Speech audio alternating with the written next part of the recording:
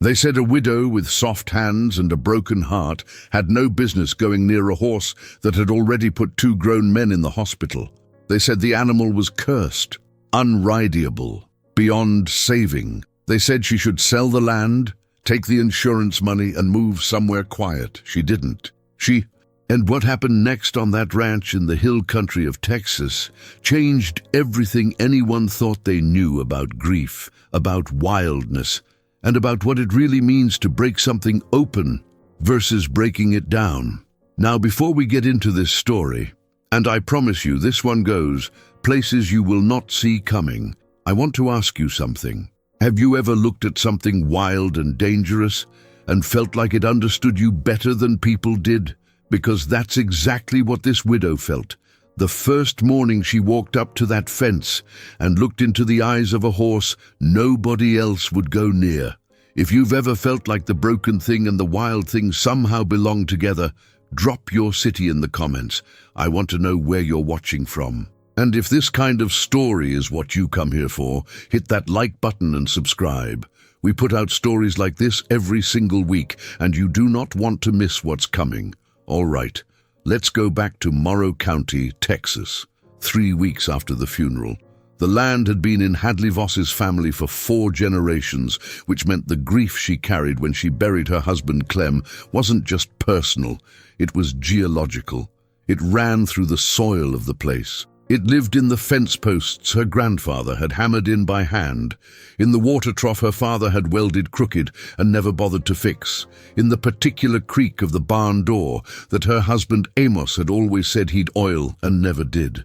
Amos had been dead for 22 days when the horse arrived. He hadn't been sick long. That was the thing nobody told you about fast deaths. They didn't leave room for preparation. One morning, Amos was drinking coffee at the kitchen table, complaining that the weather station was broken again. And 11 weeks later, Hadley was standing at a graveside in the October wind, trying to remember if she'd turned off the stove before she left the house. She was 43 years old. She had no children. She had the ranch, which was 312 acres of mixed pasture and cedar breaks, a small herd of Angus cattle managed by a part-time hand named Bodie, and a barn that smelled like hay and iron and the specific combination of saddle oil and dust that she associated so completely with her husband that she hadn't been able to go inside it since the funeral. The horse came because of a phone call. Her neighbor, an older rancher named Kessler, who ran a spread about 8 miles east, had a stallion he'd taken on as a favor to a friend. The friend had bought the animal at an auction in Amarillo, convinced he was getting a diamond in the rough. What he got instead was a 17-hand black thoroughbred quarter-horse cross with a disposition like a thunderstorm and a history nobody had been honest about. The horse's registered name was Blackthorn Sovereign. Everyone who'd worked with him just called him Sovereign. He had sent one trainer to the ER with a fractured collarbone. A second man had gotten away with bruised ribs and a cracked helmet. Kessler's own head wrangler, a veteran horseman with 30 years of experience, had taken one look at Sovereign in the round pen, watched how the animal moved, and told Kessler plainly, "Some horses can be reached. This one doesn't want to be found." Kessler called Hadley because he knew Amos had kept horses, and because he was a practical man who needed the problem off his property before someone got seriously hurt or a lawyer got involved. He wasn't calling to offer her the horse. He was calling to ask if she knew anybody who might want to try. Hadley said she'd come look. She didn't know why she said it. Later, when people asked her, and they would ask her many times in many ways with varying degrees of skepticism and admiration, she never had a clean answer. The closest she could get was this. For 22 days, she had been moving through her life like she was underwater. Everything muffled, everything at a distance. The casseroles people brought sat untouched in her refrigerator. The sympathy cards accumulated on the kitchen counter in a stack she couldn't bring herself to open or throw away. She slept in the middle of the bed and woke up every morning reaching to the left side out of pure muscle memory. And the half-second before her hand found cold sheets was the worst half-second of every day. She needed something that required her full attention. something that couldn't be managed from underwater. Kessler met her at the gate and walked her to the round pen without much preamble. He was not a man who used 5 words when 2 would do, and he didn't try to prepare her or soften what she was about to see. Sovereign was standing at the far side of the pen. Even from a distance, Hadley could see it, the particular quality of tension in the animal, the way he held his head, the way his eyes moved. He wasn't frantic. He wasn't pacing. He was utterly, electrically still in the way that only truly dangerous things can be still. Like the stillness wasn't rest, it was decision. Like at any moment, he might simply choose to go through the fence rather than stay inside it. And the fence would not have much to say about the matter. She stood at the rail and looked at him for a long time. He looked back. Something moved in her chest. Not warmth exactly, not hope. Something older than either of those things. Something that lived below language, below thought. A recognition so deep it almost felt like memory. "I know what you are," she thought. "You're not mean. You're just in so much pain you can't let anyone close enough to find out." She turned to Kessler. "What would you want for him?" she asked. Kessler squinted. "I'd want him gone, and my liability insurance intact. What would that cost?" He named a number. It was low, insultingly low for a horse of that breeding and physical quality, because the horse's reputation had preceded him, and Kessler knew it. Hadley looked back at Sovereign. "I'll take him," she said. "I'll need a trailer by Friday." Getting Sovereign off Kessler's property and onto the trailer required 4 men, 2 lead ropes, a good deal of patience, and one moment where everyone involved thought the whole thing was going to end badly. The Stallion went into the trailer the way a storm goes through a valley. Not because you invited it, but because it decided to, and you stepped out of the way in time. Body, her ranch hand, met the trailer at the gate. He was a quiet man in his late 50s, weathered in the way of people who had spent their entire lives outdoors, with a face like old fence leather and hands that had seen every kind of animal work. He had been with the Voss Ranch for 11 years. He had not said much since Amos died, but what he'd said had been useful, and Hadley appreciated that. He watched the trailer back in. He watched Sovereign unload, the horse exploding off the ramp like something compressed and suddenly released, spinning in a full circle before standing rigid in the open air, nostrils wide, reading every smell the Texas wind offered. Body pushed his hat back on his head. "Mrs. Voss," he said carefully, "I want to ask you a question without it coming out wrong. Ask it. What exactly is your plan here?" "I don't have one yet." He was quiet for a moment. "That's what I was afraid of." The neighbors heard about it within 48 hours, because this was Morrow County, and information traveled the way water travels, which is to say it found every crack and low point and got there eventually regardless of what you wanted. By the end of the week, Hadley had received 3 phone calls expressing concern, one visit from a woman at her church named Dovey, who brought pound cake and stayed for an hour trying to talk her out of it, and a voicemail from her cousin Reese in San Antonio that started with Hadley. "I say this with love," and got considerably less diplomatic from there. She let the calls go to voicemail. She ate some of the pound cake because Dovey was a genuinely excellent baker, and there was no reason to punish the cake for the conversation that came with it. Every morning, she walked down to the round pen at first light. She didn't bring a halter. She didn't bring a rope. She brought a cup of coffee, and she stood at the rail, and she watched Sovereign move, and she let him watch her back. The first 3 mornings he kept to the far side. The 4th morning he turned to face her but didn't approach. The 5th morning he took 3 steps toward the center of the pen and stopped. She didn't move. She didn't speak. She just stood there drinking her coffee in the early light, and she let the silence be what it was, which was not empty but full. Full of the sound of cedar and cattle and the wind coming off the hill, full of grief and the particular kind of loneliness that doesn't go away when there are people around but only gets more visible. She understood. On some level, she wouldn't have been able to explain to Dovey or Reese or anyone else who was watching with concern that she wasn't trying to train him. She was trying to show him something. On the 7th morning, a woman named Thora pulled up in a dusty pickup. Thora ran the local feed store in town and had been one of Amos's oldest friends.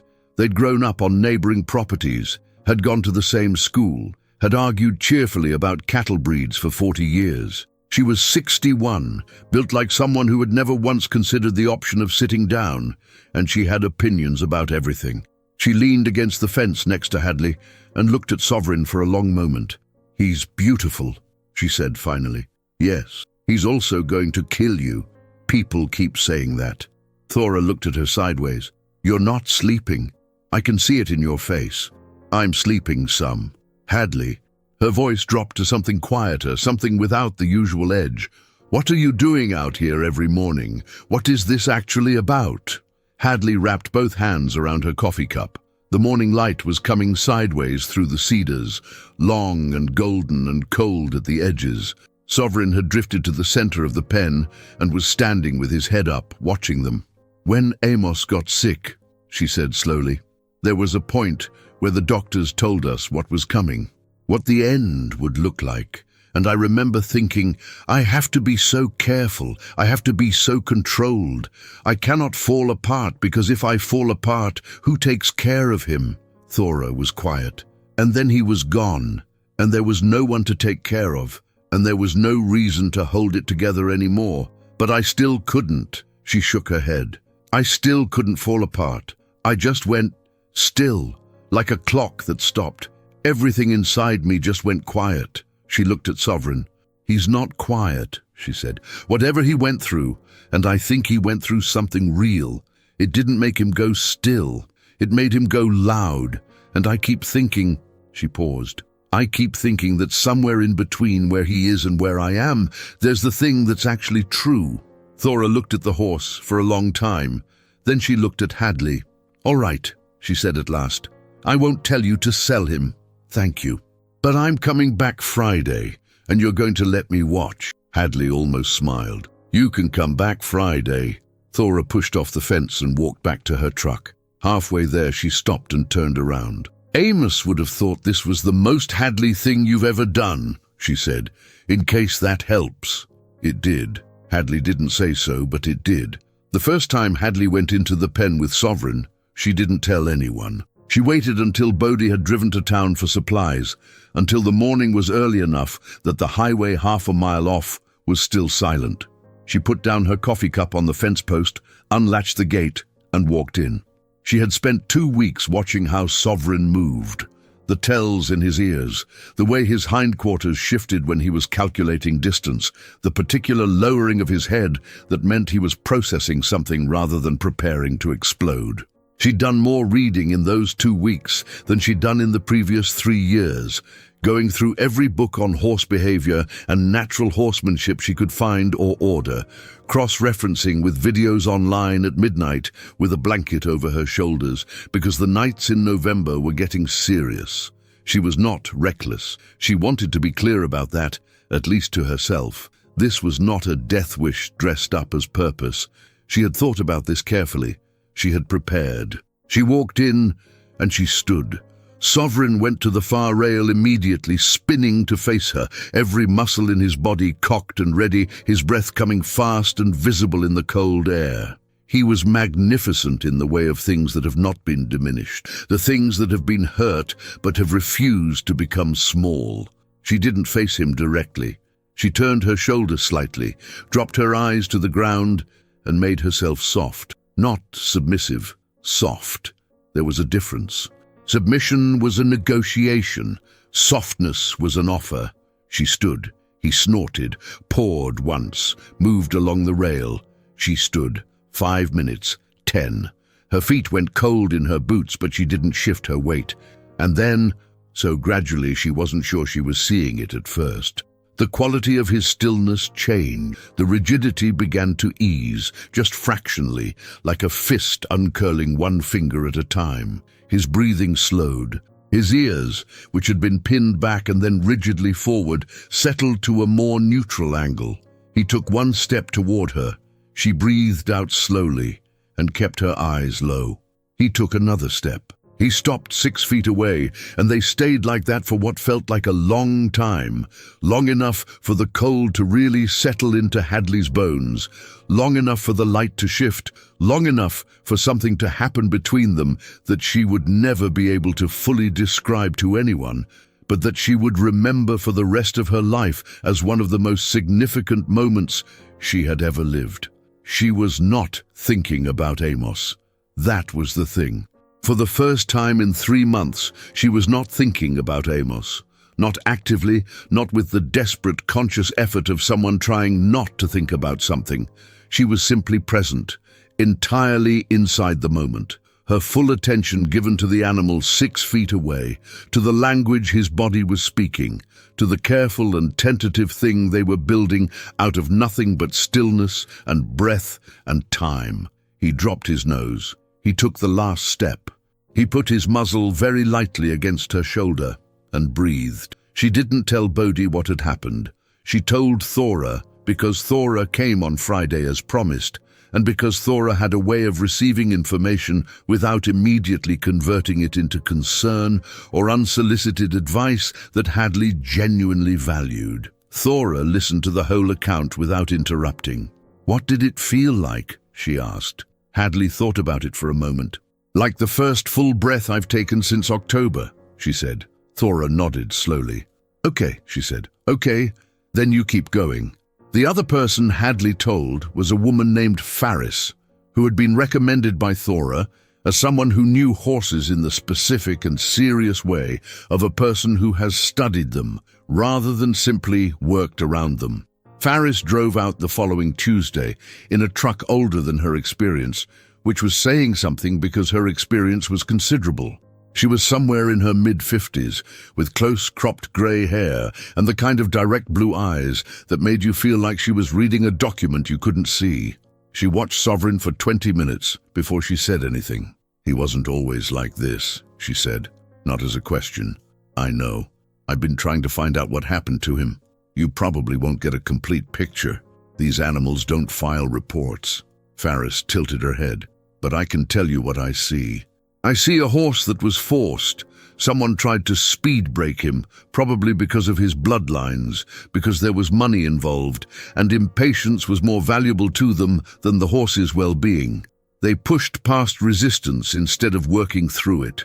That kind of handling doesn't just make a horse difficult. It teaches the horse that closeness means pain, that when something comes near, something bad follows."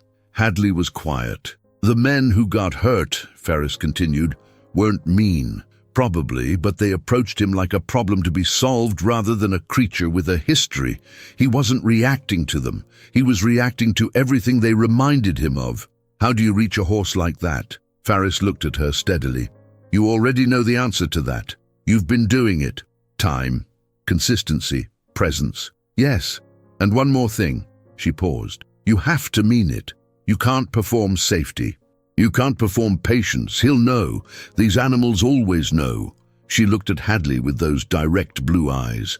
"You've been through something," she said. It wasn't a question. "My husband died in September." Faris nodded. She didn't say she was sorry, which Hadley appreciated. She simply received the information and let it stand. "That might be why he let you in," she said.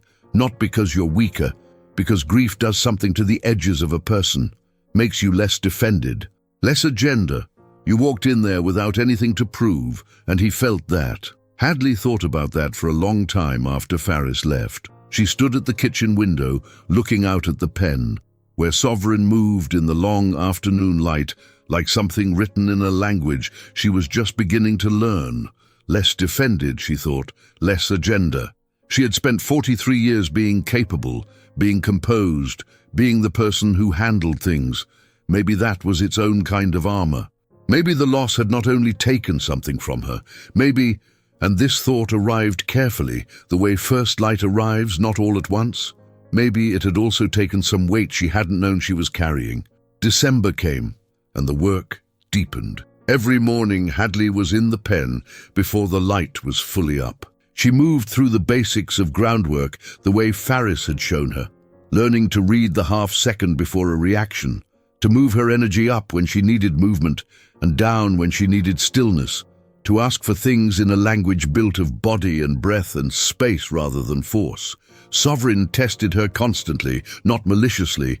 She had stopped seeing it as malice early on, but consistently. He would offer connection and then withdraw it, come close and then spin away, yield to pressure and then challenge it again the following morning, like the whole thing had been reset overnight.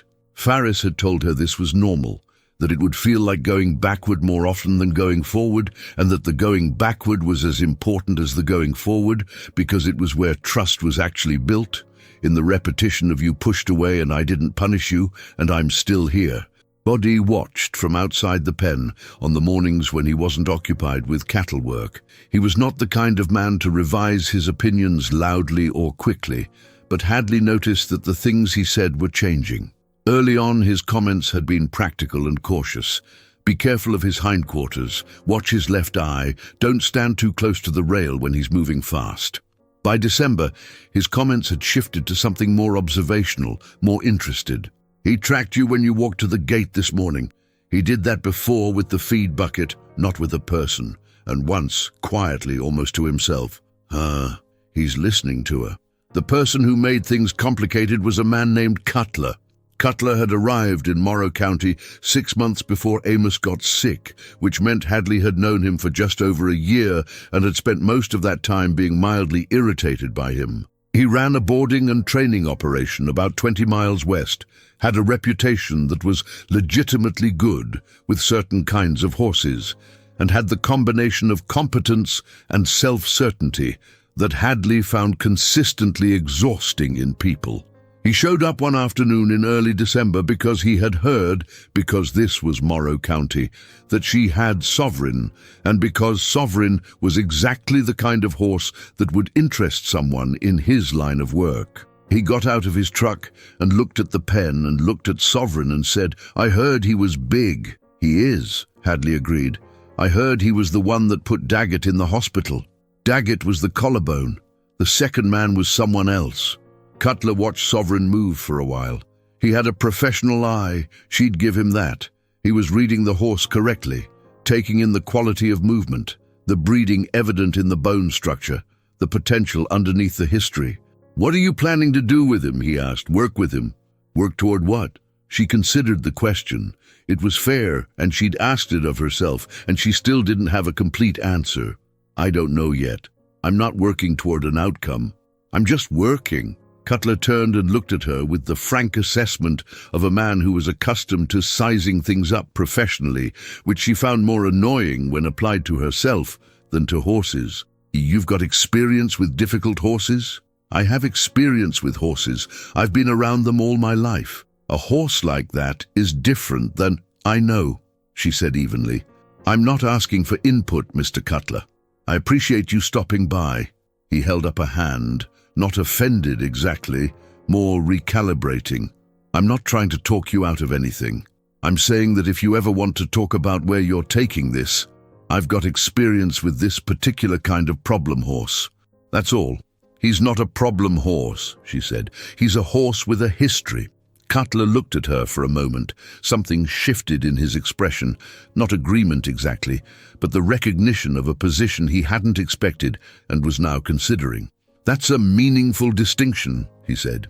"Yes, it is." He left without pressing further, which raised her opinion of him modestly.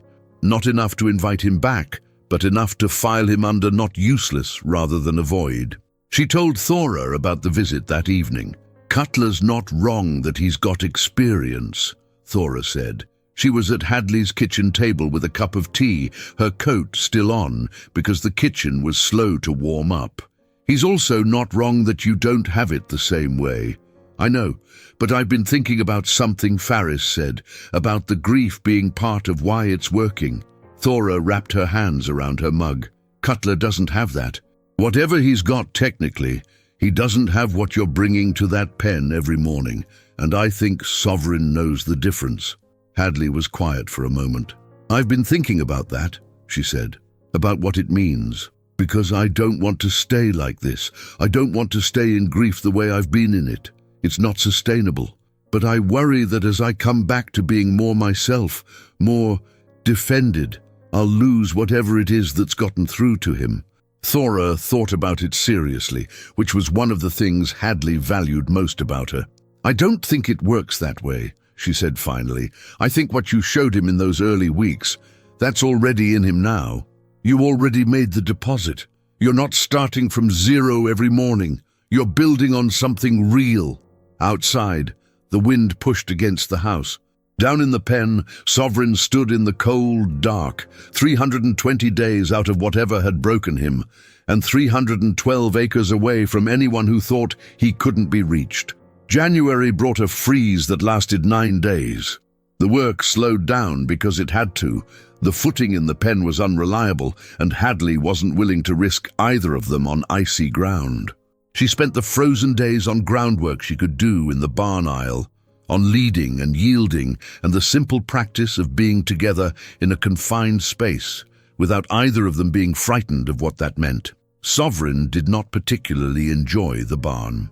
He tolerated it for her, and she was aware enough by now to know that was what was happening, that he was making an active choice to stay present and contained because she was there, not because he had resolved his discomfort with enclosed spaces. That cost him something. She could see it in his body, and the fact that he paid it anyway told her more about where they were than any clean success in the round pen would have. There was a woman at the local veterinary practice named Dex, who'd been out twice in December for routine checks on the cattle, and had each time found an excuse to walk over and look at Sovereign. She was in her 30s, knowledgeable and careful, with the particular quality of attention that good vets and good horse people share. The ability to look at an animal and see not just what it is, but what it might have been and what it is working toward. In January, she came out specifically to do a full assessment of Sovereign, and what she found told the rest of the story. "Old tendon work on the left foreleg," she said, moving her hands carefully over the leg while Sovereign stood, tense but controlled, in the cross ties. Healed, but not well managed during the healing period. He was almost certainly put back to work before this was fully resolved. You can't see a lameness now, but he was in chronic pain for a significant period, maybe years. Hadley looked at the leg. So some of the behavior was pain, Dex confirmed. Not all of it. The trust issues run deeper than that. But a horse that's been hurting for a long time learns to protect himself in every interaction. The pain becomes generalized into wariness. She stood up. "He's sound now. Whatever work you've been doing with him, however you've been managing his movement, it's been good for him. He's carrying himself better than he was when I first saw him in December."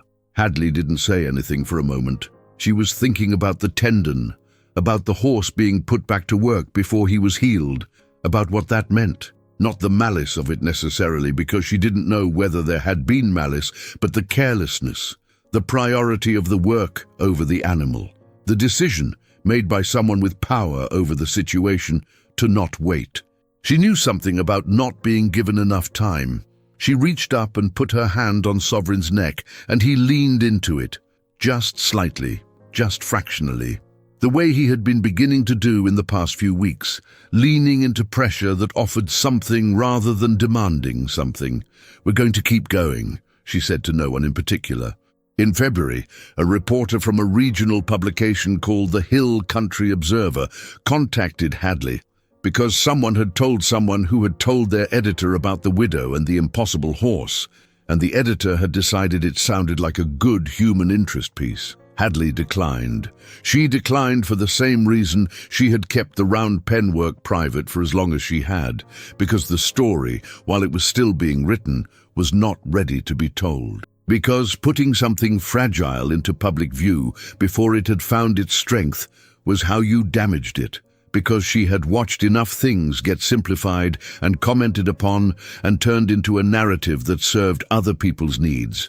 And she was not willing to do that to this. She told the reporter politely that there was nothing to report yet, and that if there ever was, she'd be in touch.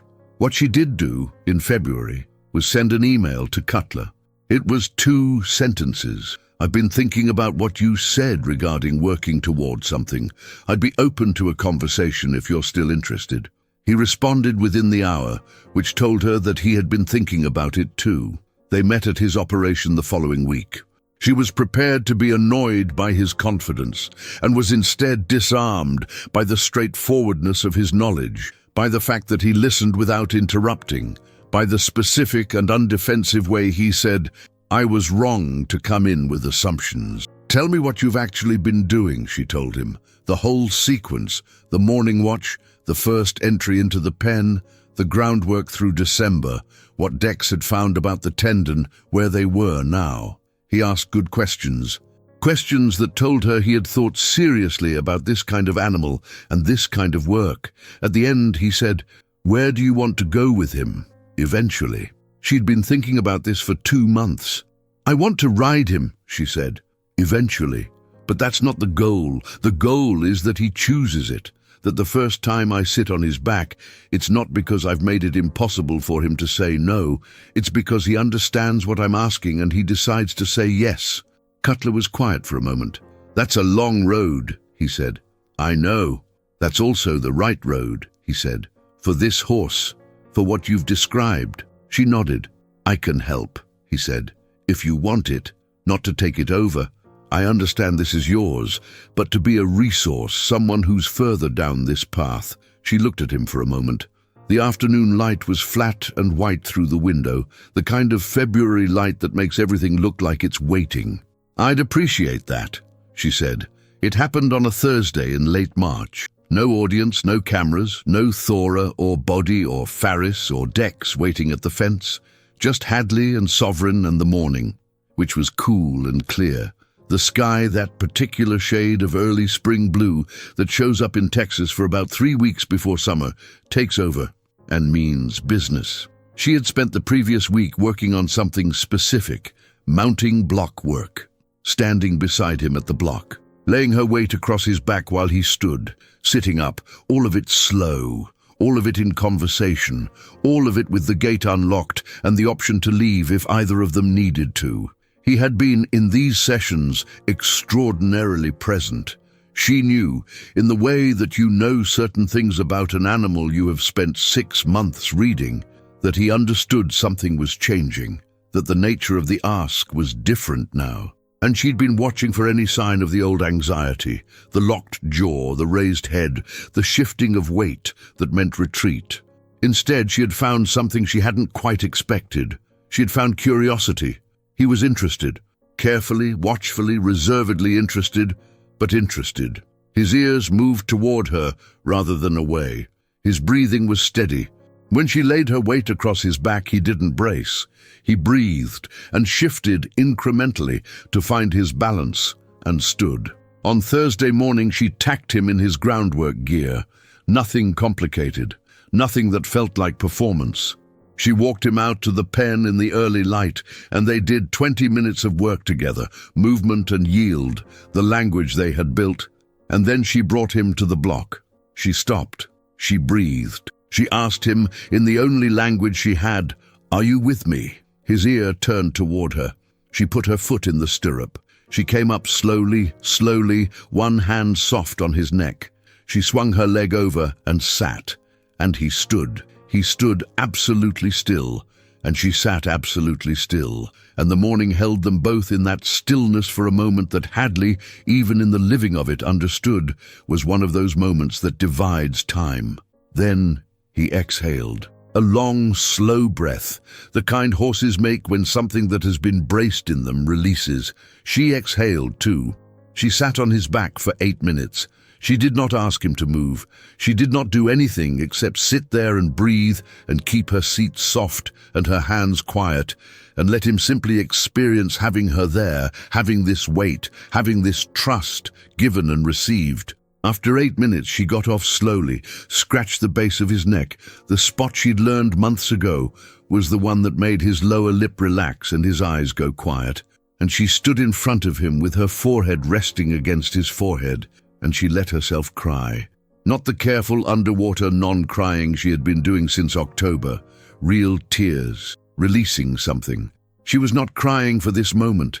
though this moment deserved tears. She was crying for Amos, for the Amos who had stood in this pen before her, who had loved horses with the same matter-of-fact devotion he had loved everything, who had told her once that the best thing about working with animals was that they did not allow you to be anything other than exactly what you were. They always know, he had said, they always know who you really are. She stood there with her forehead against Sovereign's, and she let the grief and the gratitude run together, because there was no clean line between them anymore. They had become the same river. Sovereign stood completely still. His breath came slow and even against her shoulder. After a while, she stepped back and looked at him. "Okay," she said. Her voice came out rougher than she expected. "Okay." She walked him back to the barn, untacked him, turned him out, watched him move across the pasture, that long, beautiful, undiminished stride, the stride of a horse that had not been made small by what had happened to him. Then she walked to the house and called Thora. "It happened," she said when Thora picked up. A pause. Then, "Tell me," she told her. All of it. The 8 minutes, the exhale, the tears, the forehead against the forehead. She told it simply, and Thora listened simply, and when she was done, Thora was quiet for a moment. "How do you feel?" Thora asked. Hadley thought about it. "Like myself," she said. "Like the most myself I've felt since before he got sick.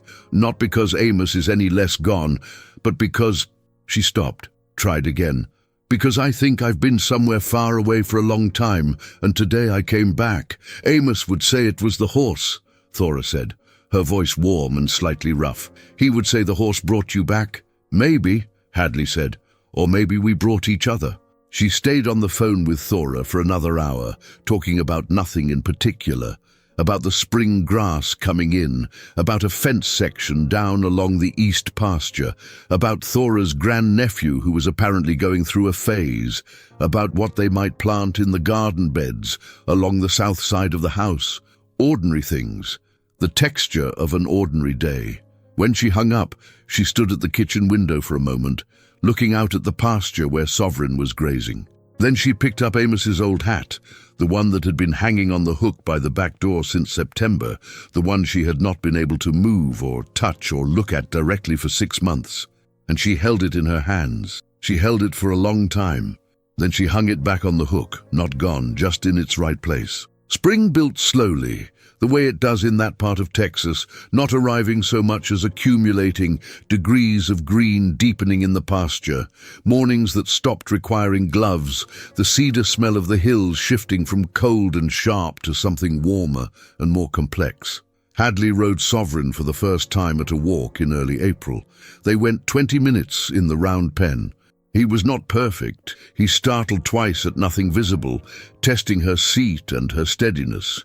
And she was not perfect either, tense in moments when she should have been soft. But they got through it together, reading each other, adjusting, finding the rhythm incrementally the way you find rhythm in any new language, not fluently, but earnestly. Cutler came and watched one session. He said very little. When it was over, he said, "You've done the real work with him. The rest is just refinement." Hadley nodded. "I want to be honest with you," he said. "When I came out in December, I thought, I'll go see what the widow's doing with that horse, and if she's in over her head, I'll offer a solution." He paused. "I was looking for a problem. There wasn't one. There was just someone doing the work right." She appreciated the honesty. It had cost him something to say it. Thora organized a small dinner at her place in April. Nothing formal, just Hadley and Farris and Dex and Boddy, and a few people from town who had been quietly rooting for all of it. No one called it a celebration. They called it a dinner. But there was a particular quality to the evening, a warmth and a lightness that felt earned. Boddy gave a short toast that consisted of saying, "I said some things early on about this horse, and about this situation that weren't. That is to say, I wasn't. I was wrong." He sat back down. Everyone laughed. Farris said, when it was quieter, "You should write down what you did, the sequence, the approach, the things you learned. There are horses like Sovereign everywhere, and there are people who want to reach them and don't know how. What you found is worth passing on. Hadley thought about that. She thought about the reporter from the Hill Country Observer. She thought about the email she might write, about the story that was now perhaps ready to be told. By the time the summer heat arrived and the hill country went from green to gold, Hadley and Sovereign were riding out on the ranch. Not far at first. The east pasture, the long, flat stretch along the creek. Short rides in the early morning when the air was still cool and the light came across the land at that low angle that makes everything look like it was painted rather than grown. He was not, would perhaps never be, an easy horse. He still startled at the unexpected. He still had days when some combination of smell or sound or light moved something old in him, and he went distant in a way she'd learned to recognize and wait out. He still required her full attention, her full presence, her full willingness to be exactly where she was rather than somewhere else. She did not experience this as a burden. The Hill Country Observer piece ran in June. Hadley had written the account herself, declined the reporter's offer to write it for her, and what appeared in the paper was something between an essay and a record of events, written in a voice that was plain and specific and hers. It talked about grief. It talked about what Dex had found in the old injury. It talked about presence and patience and what it means to offer safety to something that has been taught to expect harm from closeness. The response surprised her. Letters arrived at the paper, emails forwarded to her by the editor, people writing from other counties, other states, people who had horses and people who didn't, and people who were grieving, and people who were working with animals of various kinds, who had their own histories, their own defensive distances, their own old pain running beneath their behavior. She answered as many as she could, not all of them, but she tried.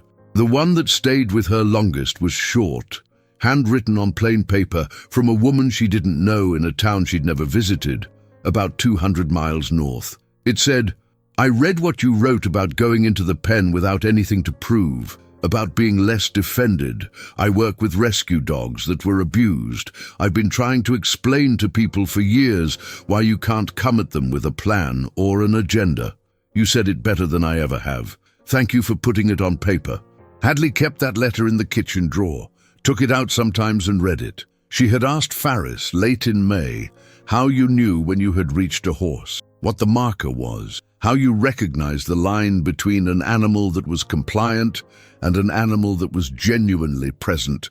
Faris had thought about it for a while before answering.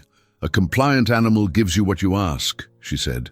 "A present animal gives you more than you asked because they're engaged with you, not just responding to you. They offer things, they check in, they make eye contact that isn't defensive, they stay with you after the ask is over." Hadley had sat with that.